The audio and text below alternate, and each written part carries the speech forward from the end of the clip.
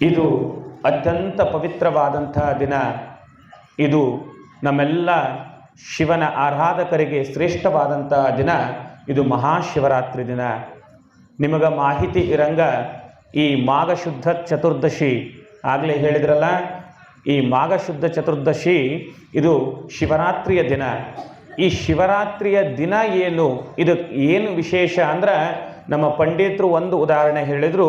ಶಿವನಿಗೆ ವಿಷವನ್ನು ಸ್ವೀಕರಿಸಿ ಆತನಿಗೆ ಮೃತ್ಯು ಬರಬಾರ್ದು, ಆತ ಮಲಗಬಾರ್ದು ಅನ್ನೋ ಸೊಲೆಗೆ ದೇವಾನುದೇವತೆಗಳೆಲ್ಲ ಸೇರಿ ಆತನನ್ನು ಎಚ್ಚರಿಸಿದ ದಿನ ಅಂತ.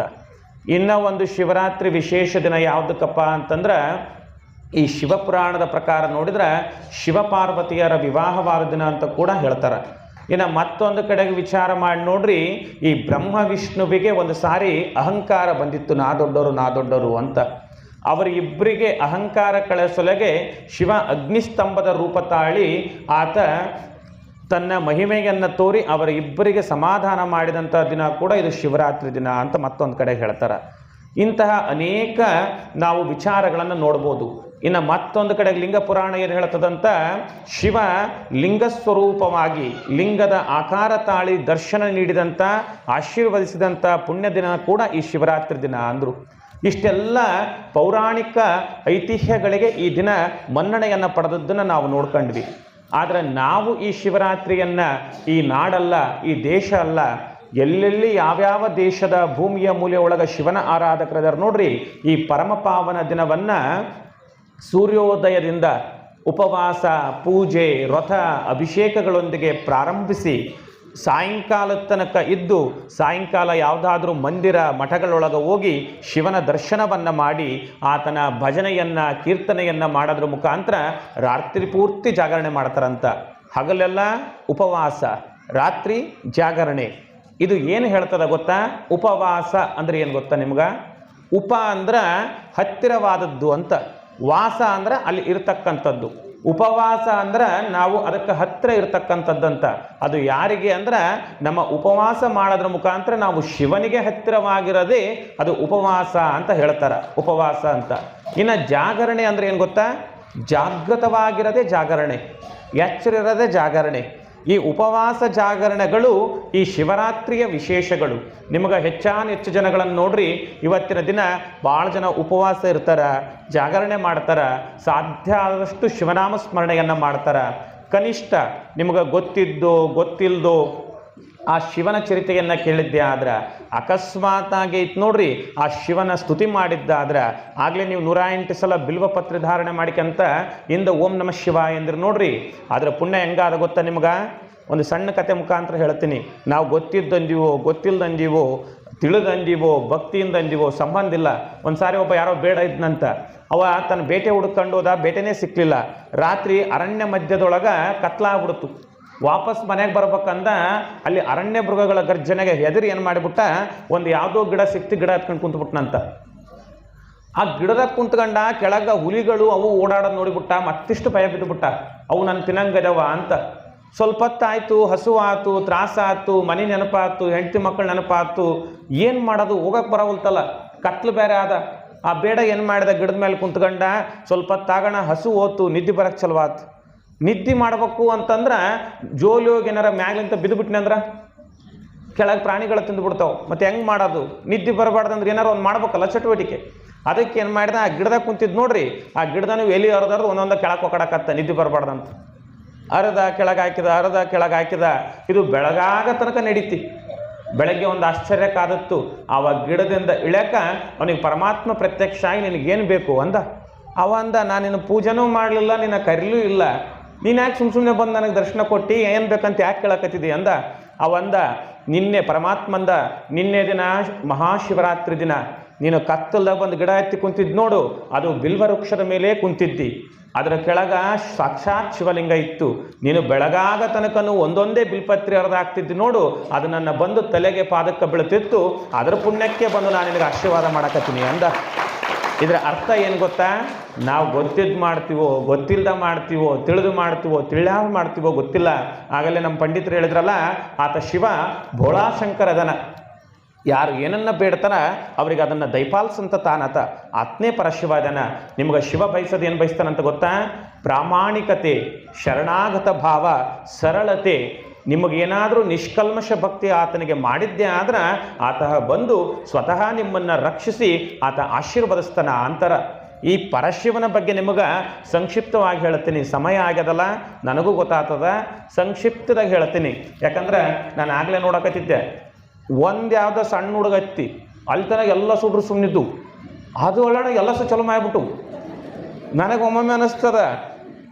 ಅದು ಯಾವಾಗ ಗೊತ್ತಾ? ಪಾಪ ಅವ್ರ ಪಂಡಿತರು ಸಮುದ್ರ ಮತನ ಹಾಕತ್ತಿತ್ತಂದ್ರೆ ನೋಡ್ರಿ, ಅವಾಗ ಹೇಳಕ್ಕೆ ಚಲೋ ಮಾಡಿದ್ವು ಅವು. ಇಷ್ಟು ಮಾತ್ರ ಸತ್ಯ. ಅದು ಹಳ್ಳಿ ಬುಡ್ಲಿ ಎಷ್ಟೇ ಗದ್ದಲಿರಲಿ, ಮಹಾಪವಿತ್ರ ದಿನ. ಮಹಾಪವಿತ್ರ ದಿನ. ನೀವು ಒಂಚೂರು ಶಿವನ ಸ್ಮರಣೆಯನ್ನು ಮಾಡಿರಿ. ಯಾಕಂದ್ರೆ ಮಂತ್ರಹೀನಂ ಕ್ರಿಯಾಹೀನಂ ಭಕ್ತಿಹೀನಂ ಮಹೇಶ್ವರ. ನೀನು ಮಂತ್ರ ಹೇಳೋದ್ರಾಗೆ ತಪ್ಪಾಗಿರಲಿ, ನೀನು ಭಕ್ತಿ ಮಾಡೋದ್ರಾಗೆ ತಪ್ಪಾಗಿರಲಿ, ನೀನೇನಾದರೂ ಮಾಡೋ ಕ್ರಿಯೆ ಪೂಜೆಗಳೊಳಗೆ ತಪ್ಪಾಗಿರಲಿ, ಆ ಪರಮಾತ್ಮ ನಮ್ಮನ್ನು ಕ್ಷಮಿಸಿ ನಮ್ಮನ್ನು ಆಶೀರ್ವದಿಸ್ತಾನನ್ನ ಭಾವ ನಮ್ಮೆಲ್ಲ ಶಿವನ ಆರಾಧಕರ ಭಾವ. ಹಂಗಾಗಿ ನಮ್ಮ ಏನೇ ಚಟುವಟಿಕೆಗಳು ಗೊಂದಲಗಳಿದ್ರೂ ಕೂಡ ಚಿಂತೆ ಇಲ್ಲ. ನಮ್ಮ ಭಕ್ತಿ, ನಮ್ಮ ಪೂಜೆ ಅದು ಈ ಸಮಯವನ್ನು ನಮಗೆ ಶಿವಮಯವಾಗಿ ಮಾಡ್ತಿರಲಿ ಅನ್ನೋದೇ ಇದರ ಉದ್ದೇಶ. ನಿಮಗೆ ಶಿವನಿಂದ 5 ತತ್ವ ಹೇಳ್ತೀನಿ, ಅವು 5 ಪಾಲಿಸ್ರಿ. ಸಂಕ್ಷಿಪ್ತ ತತ್ವ 5. ಶಿವ ನಮಗೇನು ಹೇಳ್ತಾನ? ಈ ಜಗತ್ತಿಗೆ ಒಡೆಯ ಯಾರು ಹೇಳ್ರಿ? ಪರಮಾತ್ಮ ಶಿವ. ಯಾಕಂದ್ರೆ ಲಿಂಗ ಅಂದ್ರೆ ಏನು ಗೊತ್ತಾ? ಲಯನಾದ್ ಗಮನಾಶ್ಚೈವ ಲಿಂಗ ಶಬ್ದ ಇಹೋಚ್ಯತೆ. ಅಂದ್ರೆ ಯಾವುದು ಎಲ್ಲನೂ ಕೂಡ ಅದರೊಳಗೆ ಐಕ್ಯ ಆಗ್ತದ, ಲೀನ ಆಗ್ತದ, ಮತ್ತೆ ಎಲ್ಲನೂ ಕೂಡ ಯಾವುದರಿಂದ ಹುಟ್ಟುತ್ತದ ಅದಕ್ಕೆ ಲಿಂಗ ಅಂತ ಕರೆದ್ರು. ಅಂತಹ ಶಿವ ಪರಮಾತ್ಮ ಈ ಜಗತ್ತಿಗೊಡೆಯಲ್ಲ. ಆತ ಹೆಂಗದನ್ನು ಹೇಳ್ರಿ? ಸ್ಮಶಾನವಾಸಿ, ಬೂದಿ ಪಡ್ಕಂಡನ, ಒಂದು ಯಾವುದೋ ನಂದಿಯನ್ನು ಹಿಡ್ಕೊಂಡು ಹೊಂಟನ. ಇಂಥ ಪರಮಾತ್ಮ ಈ ಜಗತ್ತಿಗೆ ಒಡೆಯದನ. ಆತ ಏನು ಹೇಳಕತ್ತನ ಗೊತ್ತಾ? ನೀವು ಸರಳತೆಯಿಂದಲೇ ಬದುಕ್ರಿ, ನಿಮ್ಗೆ ಸಂತೋಷ ಸಿಗ್ತದ, ಸುಖ ಸಿಗ್ತದ ಅಂತ ಶಿವ ಹೇಳಿಕೊಡಕತ್ತನ. ಇದು ಮೊದಲನೇ ತತ್ವ. ಏನು? ಸರಳತೆ. ಎರಡನೇದ್ದು ಸ್ವಯಂ ನಿಯಂತ್ರಣ. ನಮ್ಮನ್ನು ನಾವು ಕಂಟ್ರೋಲ್ ಮಾಡ್ಕೋಬೇಕು, ನಮ್ಮನ್ನು ನಾವು ತಡ್ಕೊಳ್ಳೋ ಶಕ್ತಿ ತಗೋಬೇಕು. ಯಾಕೆ ಹೇಳ್ರಿ? ಆಗಲೇ ಕತೆಗೆ ಹೇಳಿದ್ರಲ್ಲ, ದಕ್ಷ ಬ್ರಹ್ಮ ಮಗಳನ್ನು ಕರೆದು ಅಳೆನ ಕರೆದು ಅವಮಾನ ಮಾಡಿಬಿಟ್ಟ. ಮಗಳು ಅವಮಾನ ತಡ್ಕೊಳ್ಳೋದಾಗಲಾರ್ದ ಅಗ್ನಿಕುಂಡದಾಗ ಬಿದ್ದು ಸತ್ತೋಗ್ಬಿಟ್ಲು. ಆದರೆ ಶಿವ ಅಲ್ಲಿಂದ ಆಕೆಯ ದೇಹ ಒತ್ಕೊಂಡು ಅದನ್ನೇ ಹೊರತು ಆತ ದಕ್ಷ ಬ್ರಹ್ಮನನ್ನು ಏನೂ ಮಾಡಲಿಲ್ಲ.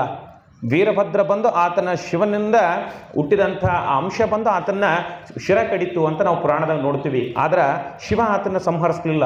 ಏನು ಮಾಡಿದ ಗೊತ್ತಾ? ಸ್ವಯಂ ನಿಯಂತ್ರಣ ಮಾಡ್ಕೊಂಡ.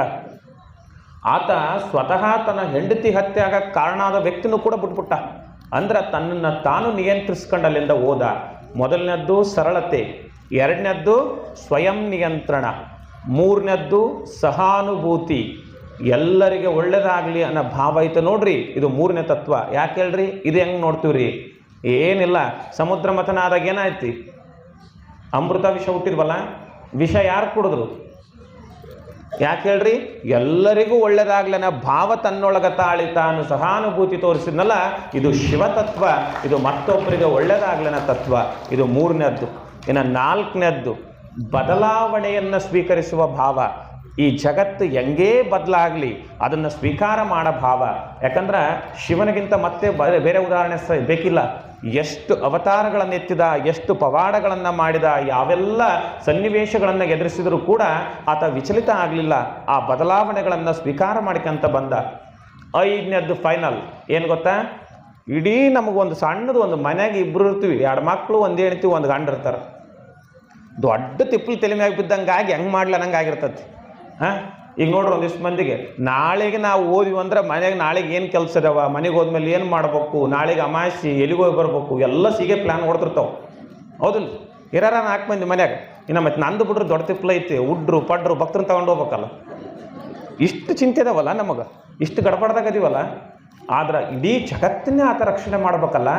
ಆದ್ರೆ ಆತ ಹೆಂಗದನ ಗೊತ್ತಾ? ಮಂದಹಾಸದಿಂದ ಆ ಮುಗುಳ್ನಗನಕ್ಕಂತ ಅರೆಕಣ್ಣನ್ನು ತೆರೆದು ಆತ ಧ್ಯಾನಾವಸ್ಥೆ ಒಳಗ ಏನೆಲ್ಲ ಇದ್ದರೂ ಕೂಡ ನಾನು ನೆಮ್ಮದಿಯಿಂದ ನಾನು ಪರತತ್ವದೊಳಗೆ ಧ್ಯಾನದಸ್ಥನಾಗಿರ್ತೀನಿ ಅಂತನಲ್ಲ, ಈ ಧ್ಯಾನಸ್ಥ ಮನಸ್ಥಿತಿ ಶಿವ ಹೇಳಿಕೊಡ್ತಾನ. ಅದನ್ನೂ ಕೂಡ ನಾವು ಧ್ಯಾನ ಮಾಡೋದನ್ನು ಕಲಿಬೇಕು. ಈ ಜಗತ್ತನ್ನು ನಿಭಾಯಿಸಕ ಧ್ಯಾನ ಮೂಲಂ ಗುರೋರ್ಮೂರ್ತಿ ಅಂದಂಗ ಈ ಧ್ಯಾನ ಮೂಲದಿಂದನೇ ನೋಡ್ರಿ ಅಂದರು. ಈ ಒಟ್ಟು 5 ತತ್ವಗಳು ಯಾವ್ಯಾವ ಅಂದ್ರೆ ಶಿವನಿಂದ ಕಲಿಯೋದು: 1 ಸರಳತೆ, ಎರಡನೇದ್ದು ಸ್ವಯಂ ನಿಗ್ರಹ ನಿಯಂತ್ರಣ, ಮೂರನೇದ್ದು ಸಹಾನುಭೂತಿ, ನಾಲ್ಕನೇದ್ದು ಬದಲಾವಣೆಯ ಸ್ವೀಕಾರ, ಐದನೇದ್ದು ಧ್ಯಾನಸ್ಥ ಮನಸ್ಥಿತಿ. ಈ ಐದನ್ನ ನಮ್ಮ ಶಕ್ತಿಯಾನುಸಾರ ನಮ್ಮ ಜೀವನದಾಗ ಅಲ್ಪ ಸ್ವಲ್ಪ ಆದರೂ ಅಳವಡಿಸ್ಕೊಳ್ಳೋಣ. ಅಂದಾಗ ನಮಗೆ ದುಃಖ ಆಗೋದ ಕಮ್ಮಿ ಆಗ್ತದ. ಆ ಶಿವನಗಡ ಕಡೆಗೆ ಮುಖ ಮಾಡೋಂಥ ಪರಿಸ್ಥಿತಿ ಹೆಚ್ಚೆಚ್ಚು ಬರೋಕ್ಕೆ ಸಾಧ್ಯ ಆಗ್ತದೆ. ಯಾಕಂದರೆ ಇದನ್ನೆಲ್ಲ ಕಲಿತಕ್ಕಂಥ ಪರಿಸ್ಥಿತಿ. ನಿಮಗೆ ಅವ್ರಿಗೇನು ಜಗಳ ಇದ್ದಿಲ್ಲ ಅಂತ ಮಾಡ್ರಿ ಪರಮಾತ್ಮ ಒಂದ್ಸಲ ಏನು ಮಾಡಿದ್ಲಂತ ಪಾರ್ವತಿ ಜಗಳ ಎತ್ತಿಬಿಡ್ತು. ಆಗಲೇ ಹೇಳಿದ್ರಲ್ಲ, ಲಕ್ಷ್ಮಿ ಯಾರು ತಗೊಂಡೋದ್ರು? ಹುಟ್ಟಿದ್ರಲ್ಲ ಸಮುದ್ರ ಮತದ ಲಕ್ಷ್ಮಿ ಯಾರು ತಗೊಂಡೋದ್ರು? ಅವ್ರು ಸರಸ್ವತಿ ಲಕ್ಷ್ಮಿ ಅವರೆಲ್ಲ ಬಂಗಾರ ಹಾಕ್ಕೊಂಡು ಚೊಲೋ ಸೀರೆ ಉಟ್ಕೊಂಡು ಭಾರಿ ಖುಷಿಯಾಗಿದ್ರು. ಏಕೆ ಪರಮಾತ್ಮ ಹೇಳ್ತಿ ಪಾರ್ವತಿ ಸಿಟ್ಟೈತಿ ಬಿಡ್ತು ಒಂದು ದಿವಸ, ನೀ ನೋಡಿದ್ರೆ ಹಿಂಗದ್ದಪ್ಪ ನನಗೆ ನೋಡ್ರಿ ಚೊಲೋ ಸೀರಿಲ್ಲ ಬಂಗಾರ ಇಲ್ಲ ಏನು ಇಲ್ಲ, ನಿನ್ನ ಕಟ್ಟಿಕೊಂಡು ಏನು ಸುಖ ಇತ್ತು ನನಗೂ ಬಂಗಾರ ಬೇಕು ಅಂದ್ಲು. ಅದನ್ನೇನು ಮಾಡುತ್ತೆ ಬಿಡು ಅಂದ ಪರಮಾತ್ಮ. ಆಕೇನು ಕೇಳೋ ಪರಿಸ್ಥಿತಿಯಾಗಿದ್ದಿಲ್ಲ. ಅವ್ರು ಹಾಕ್ಕೊಂಡಾರ ನನಗೂ ಬೇಕು. ಮತ್ತು ಅವೆಲ್ಲ ಅಕ್ಕ ತಂಗಿರಿದ್ರೆ ಹಂಗಿರ್ತದೆ ಮನಸ್ಥಿತಿ. ಅವ್ರು ಹಾಕ್ಕೊಂಡಾರ ನನಗೂ ಬೇಕು. ಮತ್ತು ಹೆಂಗೆ ಮಾಡೋದು? ಏನು ಕೊಡು ಒಟ್ಟು ನಾನು ಬಂಗಾರ ತಗೊಂಬರ್ಬೇಕು ಅಂದ್ಲು. ಪರಮಾತ್ಮ ತಿಪ್ಲಾಯ್ತಿ. ಈಗ ನಮ್ಮ ಮಠದಾಗ ಆಧಾರ ಕೊಡ್ತೀವಲ್ಲ ಭಸ್ಮ, ಅದ್ರಂಗೆ ಮತ್ತು ಅದನ್ನ ತಲ್ಲಿ ಏನಿರ್ತದೆ? ಪರಮಾತ್ಮ ತಲ್ಲಿ ಭಸ್ಮನೇ ಇತ್ತು. ಅದನ್ನೊಂದು ತಗೊಂಡೋಗಿ ಕೈಯಕ್ಕೆ ಕೊಟ್ಟನ ಪಾರ್ವತಿಗೆ ಇಟ್ಟು ಕೈಯಕ್ಕ ಇದು ತಗೊಂಡೋಗು ಕುಬೇರನ ತಲ್ಲಿ ಹೋಗು. ಮತ್ತು ಸೌಕರ್ಯ ದೊಡ್ಡ ದಣ್ಯರು ಪಣ್ಯರು ಸೌಕರ್ಯ ಇರ್ತಾರಲ್ಲ, ಅವ್ರ ತಲ್ಲಿ ರಾಕ್ ಕೊಟ್ರೆ ಬಂಗಾರ ಕೊಡ್ತಾರಲ್ಲ, ಆದ್ರಂಗೆ ಕುಬೇರನ ತಲ್ಲಿ ಇದು ಭಸ್ಮ ತಗೊಂಡೋಗು, ಇದನ್ನು ಕುಬೇರಕ್ಕೆ ಕೊಡು, ಇದಕ್ಕೆ ಬಂಗಾರ ಕೊಡ್ತಾನೆ ಅಂದು. ಯಾಕೆ ಅಂದ್ಲು, ಬೇಡ ಬಿಡು ನಾವು ಹೋಗೋಕ್ಕವಲ್ಲ. ಯಾಕೆ ಅಲ್ಲ ಬೂದಿ ಕೊಟ್ಟರೆಲ್ಲ ಕೊಡ್ತಾನೆ ನಾವು ಬಂಗಾರ. ನಾ ಹೇಳೋದು ಕೇಳು, ಹೋಗ್ತಾಗ ನೀ ಕೊಡು ಹೇಳ್ತ ನಾನು ಅಂದ. ಆಯ್ತಂದ್ಲು.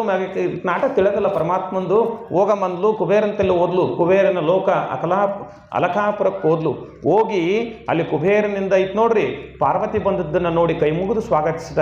ಪಾರ್ವತಿ ಹೇಳ್ತಾಳ, ನನಗೆ ಬಂಗಾರ ಬೇಕು, ಆಭರಣಗಳು ಬೇಕು ಅಂದ್ಲು. ಕುಬೇರಂದ ಆಯ್ತು ಕೊಡ್ತೀನಿ ಅಂದ. ಮತ್ತು ಏನು ಕೊಡ್ತೀರಿ ಅದ್ರ ಪ್ರತೀಕವಾಗಿ ಅಂದ. ಇಲ್ಲಿ ಕೊಟ್ಟ ನೋಡಿ ಪರಮಾತ್ಮ, ಇದು ಭಸ್ಮ ತಗ, ಇದನ್ನು ಎಷ್ಟು ಬರ್ತದೆ ಅಷ್ಟು ಕೊಡು ಅಂದ. ಅವಂದ ಬೇಡ ಬಿಡ್ರಿ, ನಿಮ್ಗೇನು ಬೇಕು ತೊಗೊಂಡೋಗ್ರಿ, ಅದು ಭಸ್ಮಕ್ಕೇನು ಬರೋದಿಲ್ಲ ಅಂದವ. ಮತ್ತು ಆತಂದು ವ್ಯವಹಾರ ಬುದ್ಧಿ ಅದಕ್ಕೇನು ಬರೋದಿಲ್ಲ, ತಗೊಂಡು ನಿನಗೇನು ಬೇಕಾದ ಅಂದ. ಯಾಕೆ ಅಂದ್ಲು, ಹಂಗೆಲ್ಲ ಏನು ಬೇಕಾದ ತಗೊಂಡು ಹೋಗೋದಿಲ್ಲ ನಾನು, ಇದಕ್ಕೆ ಎಷ್ಟು ಬಾಳ್ತದ ಅಷ್ಟೇ ತಗೊಂಬ ಅಂತಂದು. ಸರಿ, ಮತ್ತು ಅನಿವಾರ್ಯ ಧರ್ಮ ಸಂಕಟ ಹೊತ್ತಿಗೆ ಏನು ಮಾಡೋದು? ಒಂದು ತಕಡೆಗೆ ಅದು ಭಸ್ಮ ಕೊಟ್ಟಿದ್ದು ನೋಡ್ರಿ ಪರಮಾತ್ಮ. ಆ ಭಸ್ಮ ಒಂದು ತಕಡೆಗೆ ಹಾಕಿದ ಕುಬೇರ. ಒಂದಿಷ್ಟು ಬಂಗಾರ ತಗೊಂಡು ಬಗಲ ಕೂತಿದ್ನಲ್ಲ ತಕಡೆಗೆ ಹಾಕಿದ. ಅದು ಏನು ಅಳ್ಳಾಡ್ಲಿಲ್ಲ ತಕಡಿ. ಮತ್ತೊಂದು ದಿವಸ ಹಾಕಿದ. ಆಲ್ಮರೆನೂ ತಂದ ಹೋಗಿ ಎಲ್ಲ ತೆಗೆದಿಟ್ಟಿದ್ನ. ಒಂದಿವ್ಸ ತಂದ. ಅವು ಅಲ್ಲೆಲ್ಲ ಇದ್ರಲ್ಲ ರಾಜ್ಯದಾಗ ಸೈನಿಕರು ಮಂತ್ರಿಯರು ಅವರೆಲ್ಲರೂ ತರಿಸೋದ್ರಾಗ ತಕಡೆಗೆ ಹಾಕಿದ. ಆ ಕಡೆ ಐತಿ ಶಿವ ಕೊಟ್ಟ ಇಷ್ಟು ಭಸ್ಮ, ಈ ಕಡೆ ಐತಿ ಬಂಗಾರ ತುಂಬತಾನ. ಕುಬೇರನ ಆಸ್ಥಾನದ ಬಂಗಾರ ಎಲ್ಲ ಹಾಕಿದ. ಅದೇನು ಅಳ್ಳಾಡ್ಲಿಲ್ಲ. ಅವನಿಗೆ ಮನಸ್ಸಿನಾಗ ಆತಂಕ ಆಕತ್ ಬಿಡ್ತಿ, ಅವಮಾನ ಆಕತ್ ಬಿಡ್ತಿ, ಭಯ ಆಕತ್ತಿ. ನಾನು ಹೆಂಗೆ ಮಾಡ್ಲಿದ್ನ ಸನ್ನಿವೇಶ ಅಂದ. ಅವಾಗೇನು ಮಾಡಿದ ಗೊತ್ತಾ? ಕೊನೆಗೆ ಏನೂ ಕಾಣಲಿಲ್ಲ ಬಂಗಾರ. ತನ್ನ ಹೆಂಡತಿ ಕೊಳ್ಳಾಗ ತಾಳಿ ಕಂಡಿತಿ. ಏನೂ ಮಾಡೋಕ್ಕಿಲ್ಲ. ಆಕೆ ಮಾತು ಕೇಳಿಬಿಟ್ಟಾಳ. ಏನಂತ? ಅದಕ್ಕೆ ಎಷ್ಟು ಬರ್ತದೆ ಅಷ್ಟು ಬಂಗಾರ ಕೊಡಂತ ಮಾತು ತಗೊಂಡಾಳ ನನ್ನ ಹತ್ರ. ಬಿಚ್ಚು ಅಂದ. ಆಕೆ ಪಾಪ ಕುಬೇರನ ಹೆಂಡತಿಗೆ ಎಂಥ ದುಸ್ಥಿತಿ ನೋಡ್ರಿ. ಇಡೀ ಜಗತ್ತಿಗೆ ಸೌಕರ್ಯತ ಕುಬೇರ. ಆತ್ನ ಹೆಂಡತಿ ಬಂಗಾರ ಸಮಿತಿ ಕೊಳ್ಳಂತ ತಾಳಿ ಬಿಚ್ಚಿದ್ದ. ಧರ್ಮ ಯಾರನ್ನೂ ಬಿಡೋದಿಲ್ಲ, ಇದು ಸನ್ನಿವೇಶ. ಅವಾಗ ಏನು ಮಾಡಿದ? ಕುಬೇರ ತನ್ನ ಹೆಂಡತಿ ಕೊರಳನ್ನು ತಾಳಿ ತಗೊಂಡು ಅದ್ರಕ್ಕೆ ಹಾಕಿ ನಂದು ತಪ್ಪಾತು ಅಂತ ಹಿಂಗೆ ಕೈ ಮುಗಿತಿದ್ದ. ಆ ತಕಡಿ ಎದ್ದು ನಿಂತ್ಕೊಂಡು ಆ ಭಸ್ಮ ಕೆಳಗೋಗಿ ಕುಂತ್ಕೊಂಡ್ಬಿಡ್ತಿ. ಕುಬೇರ ಪಾರ್ವತಿಗೆ ಸಾಷ್ಟಾಂಗ ಹಾಕಿದ. ತಪ್ಪಾತು ನಂದು, ನನ್ನ ಅಹಂಕಾರದಿಂದ ನಿನ್ನ ಆ ಶಿವಕೊಟ್ಟ ಭಸ್ಮವನ್ನು ನಾನು ತುಚ್ಛವಾಗಿ ಕಂಡುಬಿಟ್ಟೆ, ಸಣ್ಣದಾಗಿ ಕಂಡೆ, ತಪ್ಪಾಯ್ತು ತಾಯಿ ಅಂದ. ಆಕೆ ಪಾರ್ವತಿ ಹೇಳ್ತಾಳ, ನಿಂದಲ್ಲ ನಂದು ತಪ್ಪಾತಂದು. ಯಾಕ? ಆತ ಕೊಟ್ಟಾಗ ನಾನು ಒಲ್ಲೆಂದಿದ್ದಿದ್ನ, ಇದಕ್ಕೇನು ಬರ್ತದೆ ಅಂದಿದ್ದೆ. ನನಗೆ ಇದ್ರ ಬೆಲೆ ಇಷ್ಟ ಅದಂತ ಗೊತ್ತಿದ್ದಿಲ್ಲ. ನನಗೆ ಯಾವ ಆಭರಣ ಬೇಡಪ್ಪ, ನನಗೆ ಆ ಶಿವನ ಆಶೀರ್ವಾದ, ಆತನ ಸಾಮೀಪ್ಯ ಸಾಕಂದು ಅಲ್ಲಿಂದ ಬಂದ್ಲು. ಪರಮಾತ್ಮಂದ ಏನು ತರಲಿಲ್ಲ ನಾನು ಅಂದ. ನನಗೇನು ಬೇಡ ಶಿವ ಪರಮಾತ್ಮ, ನೀನು ಅದಿದೆಲ್ಲ, ನೀನು ಸದಾ ನನ್ನ ಜೊತೆಗಿರು, ನಿನ್ನ ಆ ಭಸ್ಮವೇ ನನಗೆ ಬಂಗಾರ, ಇದಕ್ಕಿಂತ ದೊಡ್ಡ ಆಶೀರ್ವಾದ ನನಗೆ ಬೇಡ ಅಂದ್ಲು. ನೋಡ್ರಿ, ಆ ಪರಮಾತ್ಮನ ಕುರಿತು ನಿಮ್ಗೆ ಎಷ್ಟು ಹೇಳ್ಬೇಕಂತೀನಿ. ನನಗೆಲ್ಲ ಮನಸ್ಸಾದ, ಖುಷಿ ಆದ. ಎಲ್ಲಿ ನಿಮಗೆ ನಿದ್ದೆ ಬರ್ತದೆ ಅನ್ನೋದು ಬುಗುಲ್ ನನಗೆ ಅಷ್ಟೇ, ಬೇರೆ ಏನೂ ಇಲ್ಲ. ಭಾಳ ವಿಚಾರ ಆದ. ಆದರೆ ಒಂದು ಮಾತ್ರ ಸತ್ಯ. ಆಗಲೇ ಹೇಳಿದ್ರಲ್ಲ ಪಂಡಿತರು, ಭಾಳ ಚಂದ ಹೇಳಿದರು. ಅವರಿಗೆ ಸುಮಾರು 90 ವರ್ಷ. ನೆನಪಿಟ್ಕೊಳ್ರಿ ನೀವು, ನಮ್ಗೆ 19 ವರ್ಷದಾಗ ಓದಿದ್ದು ನೆನಪಿಳವಲ್ತು.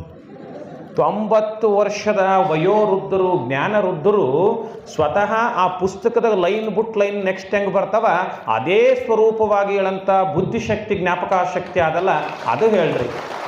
ನಮಗೆ 30 ವರ್ಷದವರೆಗೆ ಮೈಕೈ ಬ್ಯಾನ್ ಆಗ್ಬಿಟ್ಟು ಕುಂತ್ಕೊಂಡು ಪಾಪ ಅವ್ರು 90 ವರ್ಷದವ್ರು ಸಂಜೆಗೆ 5 ಗಂಟೆಗೆ ಬಂದು ಈಗ 10 ಗಂಟೆ ಆಗ್ಯಾರ. ಆ 5 ತಾಸಾದರೂ ಅದೇ ಸ್ವರೂಪದಾಗ ಕುಂತಾರಲ್ಲ, ಇದಕ್ಕೇನು ಕಾರಣ ಗೊತ್ತಾ?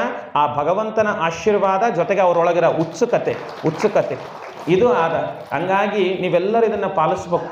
ಹಿರಿಯರಿಲ್ಲದ ಮನೆ, ಗುರುವಿಲ್ಲದ ಮಠ, ಅರಸನಿಲ್ಲದ ಊರು, ಇವು ನುಲಿಹರಿದ ವರಸಿನಂತಿಕ್ಕು ಸರ್ವಜ್ಞ ಅಂದನ.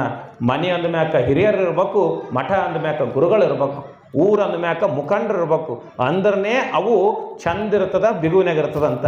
ಹಂಗಾಗಿ ಅಂತಹ ವಯೋವೃದ್ಧರು ನಿಮ್ಮನೆಗೂ ಇದ್ರೂ ಅವರಿಂದ ಏನಾದರೂ ಒಂದಿಷ್ಟು ತಿಳ್ಕೊಳ್ರಿ, ಜೀವನ ಅನುಭವವನ್ನು ಕಲ್ಕೊಳ್ರಿ. ಅಂದಾಗ ನಮ್ಮ ಬದುಕಿಗೆ ಒಂದು ಅರ್ಥ ಬರ್ತದ. ಇನ್ನೊಂದಿಷ್ಟು ಹೇಳನ್ನು ಶಿವಂದು ಮುಂದಕ್ಕೆ ಹೋಗಂಬ್ರಿ. ಆಗಲಿ, ಪರವಾಗಿಲ್ಲ, ತೊಂದರೆ ಇಲ್ಲ. ಶಿವಂದು ಎಷ್ಟು ಹೇಳಿದ್ರು ಕಮ್ಮಿನೇ ಆದ. ಯಾಕಂದ್ರೆ ಅದು ಒಂದು ದಿನಕ್ಕೆ ಮಾಡೋದು ಬೇಡ, ನಿತ್ಯ ಸ್ಮರಣೆ. ಅದು ಆ ಶಿವನಾಮ ಸ್ಮರಣೆ ಆದಲ್ಲ, ನಮಗೆ ನಿತ್ಯ ಸ್ಮರಣೆ. ನಿಮಗೆ ಎಂಥದೇ ಮೂಲೆಗೆ ಹೋಗ್ರಿ, ಆ ದಿನಾಲು ಹೇಳಿದ್ರಲ್ಲ, ಆ ಶಿವತತ್ವ, ಶಿವನ ಆಶೀರ್ವಾದ, ಆತನ ಒಂದು ಕೃಪೆ ನಮ್ಮೆಲ್ಲರ ಬದುಕಿಗಿರಲಿ ಅಂತ ನಾವು ಪ್ರಾರ್ಥಿಸೋಣ. ಜೊತೆಗೆ ಈ ಶಿವರಾತ್ರಿ ದಿನದೊಳಗೆ ನಾವು ಪ್ರತಿ ವರ್ಷ ಈ ಕಾರ್ಯಕ್ರಮ ಮಾಡ್ಕೊಂಬರಕತ್ತಿದ್ವಿ. ಈ ವರ್ಷ ನನಗೆ ಯಾರ ಕೇಳಿದ್ರು ಅಲ್ಲ ಈ ಸಲ ಯಾಕೆ ನಮ್ಗೆ ಹೇಳಿಲ್ಲಲ್ಲ ನೀವು ಅಂದರು.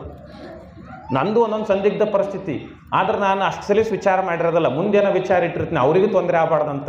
ಆಗಲೇ ನಮ್ಮ ಸಮರ್ಥ ಹಾಡಿದ್ನಲ್ಲ, ತನ್ನಂತೆ ಪರರನ್ನು ಕಾಣುವ ಅಂತ. ನಮ್ಮಂಗ ಮತ್ತೊಬ್ಬರು ಅಂತ ತಿಳ್ಕೊಳ್ಳೋದೇ ಧರ್ಮ, ದೈವ.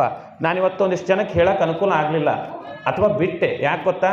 ಇನ್ನೂ ಒಂದು 20 ದಿನದಿಂದ ತಿಂಗಳದ ಒಳಗೆ ಒಂದು ಪೂರ್ವಭಾವಿ ಸಭೆ ಮಾಡ್ತೀವಿ, ಮೀಟಿಂಗ್ ಮಾಡ್ತೀವಿ. ಏನಕ್ಕಪ್ಪ ಅಂತಂದ್ರೆ, ನಿಮ್ಮ ಈ ದಾಸೋಹ ಭವನದ ಲೋಕಾರ್ಪಣಾ ಉದ್ಘಾಟನಾ ಕಾರ್ಯಕ್ರಮದ ಸೊಲಗೆ ಒಂದು ಪೂರ್ವಭಾವಿ ಸಭೆ ಮಾಡಿ, ದೂರ ಇರತಕ್ಕಂಥ ಎಲ್ಲ ಭಕ್ತರಿಗೂ ಜೊತೆಗೆ ಹತ್ತಿರ ಇರತಕ್ಕಂಥ ಭಕ್ತರಿಗೂ ಆ ಒಂದು ಪೂರ್ವಭಾವಿ ಸಭೆ ಕರಿಬೇಕು ಅನ್ನೋ ಉದ್ದೇಶದಿಂದ ಇದನ್ನು ಸಂಕ್ಷಿಪ್ತವಾಗಿ ಸರಳವಾಗಿ ಮಾಡೋಣ ಶಿವರಾತ್ರಿ ಅಂತ ಯೋಚನೆ ಮಾಡಿದ್ವಿ. ಇನ್ನು ಎರಡನೇದ್ದು, ಯಾವುದೇ ಅನುದಾನಗಳಿಲ್ಲದೆ ಭಕ್ತರ ಭಕ್ತಿಯಿಂದ ಆ ಯಲ್ಲಾಲಿಂಗ ಸಿದ್ದರಾಮರ ಜೋಳಿಗೆಯ ಶಕ್ತಿಯಿಂದ ಕಟ್ಟಿದಂಥ ದಾಸೋಹ ಭವನ ಅದು ಶ್ರೇಷ್ಠ ದಾಸೋಹ ಭವನ. ಯಾಕಂದ್ರೆ ಇದನ್ನು ಅಷ್ಟು ಸಂತೋಷ ತೃಪ್ತತೆಯಿಂದ ಹೇಳಬೇಕು. ಅಂಥ ಒಂದು ಬೃಹದಾಕಾರವಾದ ಕಟ್ಟಡ ಇವತ್ತು ನಿರ್ಮಾಣ ಆಗಿ ಅದು ಲೋಕಾರ್ಪಣಾ ಸಂದರ್ಭಕ್ಕೆ ಬಂದದ. ಅದನ್ನು ಹಂಗೆ ಬಿಟ್ರೆಂಗ, ಸರಳ ಮಾಡಿಬಿಟ್ರೆಂಗ, ಅದಕ್ಕೆ ಅರ್ಥ ಇರೋದಿಲ್ಲಲ್ಲ. ನೀವೆಲ್ಲ ಅಷ್ಟು ಶ್ರದ್ಧಾಭಕ್ತಿಯಿಂದ ತನುಮನಧನದಿಂದ ಸೇವೆ ಮಾಡಿರಲ್ಲ. ಹಂಗಾಗಿ ಈ ಬಸವಣ್ಣನವರು ಇಂದಕ್ಕೆ 63 ಪುರಾತನರ ಪ್ರತೀಕವಾಗಿ ಅವರು ಪೂಜಾ ಮಾಡಿದರು. ನಂತರದೊಳಗೆ ಅನೇಕ ಮಹಾತ್ಮರು ಶರಣರು ಮಾಡಿದರು. ನಮ್ಮ ಸಿದ್ದರಾಮ ಶಿವಯೋಗಿಗಳು ಕೂಡ ಯಾವ ಸಿದ್ಧಲಿಂಗ ಮಹಾರಾಜರ ಜನ್ಮಸ್ಥಳ ಕಕ್ಕಳ ಮೇಲಿ ಒಳಗೆ ಸುಮಾರು 96-97ನೇ ಇಸ್ವಿ ಒಳಗೆ 63 ಪುರಾತನರ ಪ್ರತೀಕವಾಗಿ 63 ಮಂದಿ ಸ್ವಾಮಿಗಳನ್ನು ಕರೆದು ಅವರ ಪಾದಪೂಜೆ ಮಾಡಿಸಿ ಮಂಟಪ ಪೂಜೆ ಮಾಡಿಸಿದ್ರು. ಅದರ ಸ್ಮರಣಾರ್ಥವಾಗಿಯೇ ನಾನೂ ಸಹ ಐತಲ್ಲ, ಇದರ ಉದ್ಘಾಟನೆ ಯಾರ್ಯಾರಿಂದನೋ ಬೇಡ, 63 ಜನ ಗುರುಲಿಂಗ ಜಂಗಮರನ್ನು ಕರೆದು ಆ ಸ್ವಾಮಿಗಳ ಪಾದಪೂಜೆ ಅದರೊಳಗೆ ಮಾಡಿಸಿ ಅವರ ಅಮೃತ ಹಸ್ತದಿಂದನೇ ಅದರ ಉದ್ಘಾಟನೆ ಮಾಡಮಂತ ಒಂದು ಸತ್ಸಂಕಲ್ಪ ಮಾಡಿವಿ. ಈ ಸಂಕಲ್ಪ ಏನಾದ ನೋಡ್ರಿ, ಆ ಸ್ವಾಮಿಗಳನ್ನು ಜಂಗಮರನ್ನ ಕರೆಯೋದು ಕಷ್ಟಿಲ್ಲ, ಬಂದುಬಿಡ್ತೀವಿ ಬಡನ. ನಮ್ಮನ್ನೂ ಸಹ ಹಂಗೇನೆ, ನಮ್ಮನ್ನು ಕರೆಯೋದು ತಿಪ್ಪಲಿಲ್ಲ, ಬರ್ತೀವಿ. ಆದ್ರೆ ಕಾರದ ಮೇಲೆ ನಮ್ಮನ್ನು ಖುಷಿ ಪಡಿಸಿ ಕಳಿಸ್ಬೇಕು ನೋಡ್ರಿ, ಅದು ದೊಡ್ಡ ತಿಪ್ಪಲ ಐತಿ. ಹಂಗಾಗಿ ಈ 63 ಜನ ಸ್ವಾಮಿಗಳನ್ನು ಕರೆಸ್ತೀವಲ್ಲ, ನಾವೆಲ್ಲರೂ ಕೂಡ ಒಂದು ಪೂರ್ವಭಾವಿ ಸಭೆ ಮಾಡೋಣ್ರಿ. ಜೊತೆಗೆ ಈಗೂ ಸಹ ಹೇಳ್ತೀನಿ, ಅವ್ರನ್ನ ಶ್ರದ್ಧಾ ಭಕ್ತಿಯಿಂದ, ಅವರಿಗೆ ತನು ಮನ ಧನದಿಂದ ಯಾವುದೇ ತೊಂದರೆ ಅಥವಾ ಯಾವುದೇ ಕೀಳಿರಿಮೆ ಕಿಂಚಿತ್ತು ಕೂಡ ಕಮ್ಮಿ ಆಗಲಾರ್ದಂಗೆ ನಮ್ಮ ಮನಸ್ಸಿನ ಭಕ್ತಿ ಒಳಗೆ ಅವ್ರನ್ನ ಶ್ರದ್ಧಾ ಭಕ್ತಿಯಿಂದ ಸೇವೆ ಮಾಡಿ ಪೂಜಿಸಿ, ನಮ್ಮ ಶ್ರೀಮಠದ ಎಲ್ಲ ಸದ್ಭಕ್ತರು ಕೂಡ ಅವ್ರನ್ನ ಗೌರವ ಭಕ್ತಿಯಿಂದ ಸತ್ಕರಿಸಿ ಪೂಜಿಸಿ ಕಳಿಸಂಬ್ರಿ. ಆ ಎಲ್ಲ ಮಹಾತ್ಮರ ಆಶೀರ್ವಾದ ನಮ್ಮ ಶ್ರೀಮಠಕ್ಕೂ ನಮ್ಮೆಲ್ಲ ಭಕ್ತಾದಿಗಳಿಗೂ ಇರಲಿ ಅನ್ನೋದೇ ಈ ಕಾರ್ಯಕ್ರಮದ ಮೂಲ ಉದ್ದೇಶ ಆದ. ಅಂತ ಒಂದು ಶ್ರೇಷ್ಠ ಕಾರ್ಯಕ್ರಮವನ್ನು ಮಾಡೋಣ. ಪ್ರತಿ ವರ್ಷ ಇದ್ದಂಗೆ ಈ ವರ್ಷವೂ ಕೂಡ ಏಪ್ರಿಲ್ 23ರಿಂದ ಮೇ 23 ತನಕ ಒಂದು ಸಂಸ್ಕಾರ ಶಿಬಿರ ಇರ್ತದೆ. ಅದರ ಜೊತೆಗೆ ವಿದ್ಯಾರ್ಥಿಗಳಿಗೆ ಈ ವರ್ಷ ಒಂಚೂರು ಪಠ್ಯಕ್ರಮದ ಕುರಿತಾಗಿ ಕೂಡ ಶಿಕ್ಷಣವನ್ನು ಹೇಳಿಸೋಣ ಅಂತ ಒಂದಿಷ್ಟು ಜನ ಶಿಕ್ಷಕರನ್ನ ತಯಾರು ಮಾಡಿವಿ. ಇಂತಹ ಅನೇಕ ಕಾರ್ಯಕ್ರಮಗಳು. ಇನ್ನು ಅದರ ಉದ್ಘಾಟನೆಗೆ ಮುಂಚೆ 9 ದಿನ ಮುಂಚೆ ಪ್ರವಚನ, ಯಲ್ಲಾಲಿಂಗ ಮಹಾರಾಜರ ಪ್ರವಚನ ಹಚ್ಬೇಕಂತ ಸಂಕಲ್ಪ ಮಾಡಿವಿ. ಭಾಳ ದೊಡ್ಡ ಕಾರ್ಯಕ್ರಮಗಳದವ, ಅದಕ್ಕೊಂದು ಪೂರ್ವಭಾವಿ ಸಭೆ ಮಾಡ್ತೀವಿ, ಮತ್ತೆ ಅವಾಗ ಸೇರೋಣ ಅಂತ. ಆದರೆ ಇಷ್ಟು ಮಾತ್ರ ಸತ್ಯ, ಇಂದಿನ ಈ ಶಿವರಾತ್ರಿ ಅತ್ಯಂತ ಶಿವಮಯವಾಗಿತ್ತು. ನಮ್ಮೆಲ್ಲರ ಭಕ್ತಿ ಶ್ರದ್ಧೆ ಮತ್ತಿಷ್ಟು ಖುಷಿ ಕೊಡ್ತಿ ನೋಡ್ರಿ. ನನಗೊಮ್ಮೆ ಅನಿಸ್ತದ, ಇವು ಲೈಟ್ ಬರಲ್ಲ ಅಂದ್ರೆ ಚೊಲತ್ತೇನೋ, ಚಂದ ಪೂಜೆ ನಡೆದಿತ್ತು, ಸೌಂಡ್ ಆಟ ಕೇಳ್ತಿತ್ತು. ನಾನು ಮಧ್ಯಾಹ್ನ ಹೇಳಿದೆ, ಹೆಂಗಿದ್ರೆ ಕರೆಂಟ್ ಹೋಗ್ತಾವ, ಮೈ ಕಚ್ಕೊಂಬಿಡು, ಕರೆಂಟ್ ಹೋದ್ರು ಅಲ್ಲಿ ಕತ್ತಲ ಚಂದ ಕಾಣ್ತೀವಿ ಅಂತ. ಯಾಕಂದ್ರೆ ಹಂಗಾಗಿ ಬರೀ ಮೈಕ್ ಅಷ್ಟೇ ಹಚ್ಕೊಂಡಿದ್ವಿ ನಾವು, ಲೈಟ್ ಹಚ್ಕೊಂಡಿಲ್ಲ. ಇಷ್ಟು ಮಾತ್ರ ಸತ್ಯ. ಆ ಕಡೆ ಎಕ್ಕಡೆ ದೃಷ್ಟಿ ಹಾಯಿಸೋದು ಬೇಡ. ಈ ಕುದುರೆಗೆ ಹೆಂಗೆ ಕಣ್ಣು ಕಟ್ಟಿರ್ತಾರೆ ನೋಡ್ರಿ, ಸೈಡಿಗೆ ಕಣ್ಣು ಕಟ್ಟಿರ್ತಾರೆ ಕುದುರೆ ಓಡೋಕೆ. ಯಾಕೆ ಹೇಳ್ರಿ? ಅದಕ್ಕೆ ಮುಂದಿನ ದಾರಿ ಆಟೆ ಕಾಣ್ಬೇಕಂತ, ಬಾಗಲದ್ದು ಕಾಣಬಾರ್ದಂತ. ಅದರಂಗ ನಮ್ಮ ಬದುಕು ಕೂಡ ಎಕಡೆ ಇರ್ಬೇಕಂದ್ರೆ ಆ ಸದ್ಗುರುವಿನ ಕಡೆಗೆ ಮಾತ್ರ ಮುಖ ಮಾಡಿ ಓಡ್ತಿರ್ಬೇಕೆ ಹೊರತು ಅಕ್ಕಪಕ್ಕದ ಕಡೆಗೆ ಓಡೋದು ಬೇಡ. ಆ ಭಗವಂತನ ಆಶೀರ್ವಾದವೇ ನಮ್ಮ ಮೇಲೆ ಇರಲಿ ಅಂತ ಹೇಳ್ತಾ, RTV ಕನ್ನಡ ಚಿನ್ನದ ನಾಡಿನ ಕನ್ನಡಿಗರ ಧ್ವನಿ ನಮ್ಮ ಚಾನಲ್ ವೀಕ್ಷಿಸಿದ ನಂತರ ಲೈಕ್ ಮಾಡಿ, ಶೇರ್ ಮಾಡಿ, ಸಬ್ಸ್ಕ್ರೈಬ್ ಮಾಡಿಕೊಳ್ಳಿ.